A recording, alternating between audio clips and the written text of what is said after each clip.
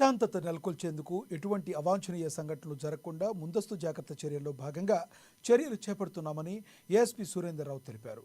జేనూరు ఘటన నేపథ్యంలో ఇచ్చోడ మండల కేంద్రంలో జిల్లా సాయుధ పోలీసులు, స్పెషల్ పార్టీ సిబ్బందితో శుక్రవారం ఫ్లాగ్ మార్చ్ నిర్వహించారు.